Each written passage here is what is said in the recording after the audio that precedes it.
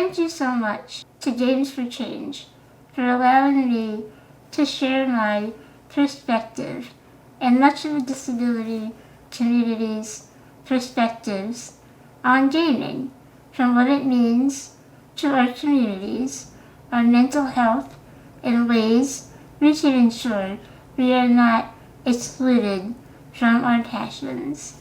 My name is Erin Hawley, and I currently work for Easter Seals, the nation's leading nonprofit for disability services and supports. Besides Easter Seals, I also work as a freelance accessibility consultant and inclusion specialist for video and tabletop gaming under the moniker VigikiJip.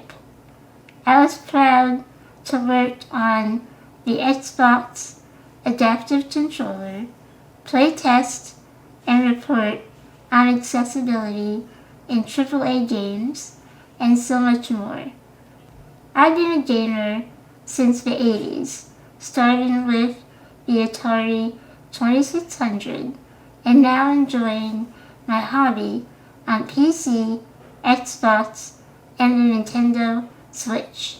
My disability, muscular dystrophy, is progressive, mainly affecting my skeletal muscles.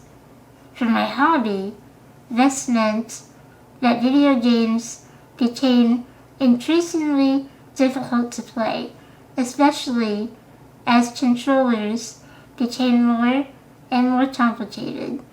I couldn't reach all the buttons. I couldn't hold multiple buttons down at the same time. My reflexes were slow.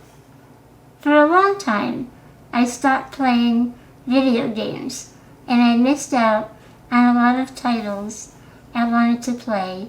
I then went to the internet and discovered an entire community of gamers like me.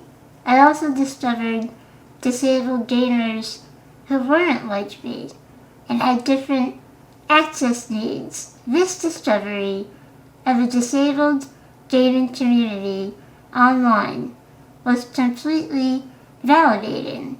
We were able to share our frustrations, offer emotional and practical support like different home hacks, or nightly chats where we just connected and shared our frustrations. We weren't being heard enough. We were all working to try and change that in our own ways and together. And while a lot has changed since the 90s, we still have a long way to go. But now the conversation about accessibility has become more mainstream. More of us have the opportunity now to pick up games as a new hobby or return to it after years of not being able to play. And gaming isn't just a hobby, it's a way to connect with each other. It's pop culture. It is culture.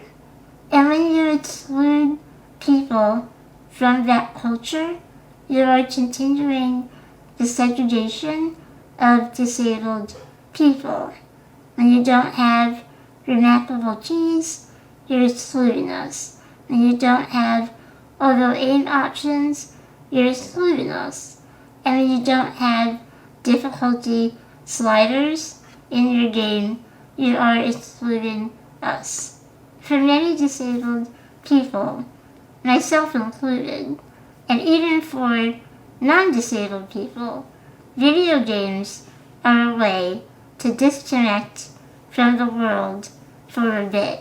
A lot of people assume disabled people only play video games to escape their disability, but the reality is we often play games to escape an ableist world, or a world that judges us based on how we look, how we talk, and how we act.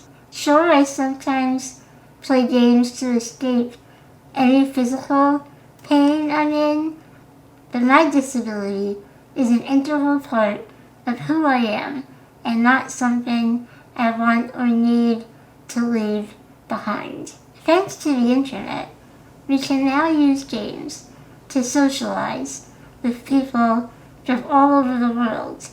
With the pandemic, especially, gaming was used as a way to stay connected in scary and uncertain times. Easter Seals recently published a study that shows how COVID disproportionately affected people with disabilities from all aspects of life, like education and social isolation.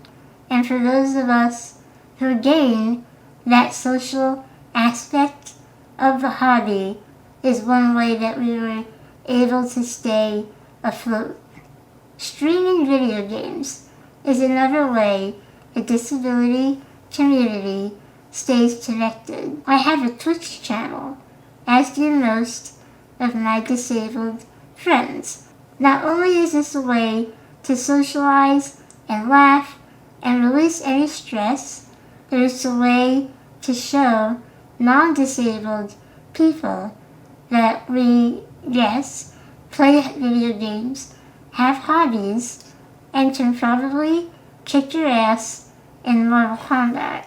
So wanting accessibility isn't the disabled gaming community asking for too much. We aren't trying to ruin a creator's vision. We are just asking developers and creators to listen to us and do the best they can to make their products accessible and inclusive. The disability community understands that every game now isn't going to be 100% accessible to 100% of the people who want to play it. We just want changes to make it reach as many people as it possibly can. And we understand that accessibility is a process and it will continue to evolve. In the US, 1 in 4 people has a disability. Imagine if we could all play. Our market is huge. We have buying power. So excluding disabled gamers isn't just morally questionable, it's also a bad business move. There are resources out there to help developers understand access. For example, Able Gamers Charity has player panels that directly connect you to disabled players for feedback. There's also GameAccessibilityGuidelines.com that takes you through accessibility features from simple ones you can implement to more complex ones. The info is out there. We just need people to use the tools to make gaming for everyone. Thank you for your time, and thank you again to Games for Change. If you want to get in touch, my email is erin@gigigimp.com, and you can also find me on Twitter @gigigimp.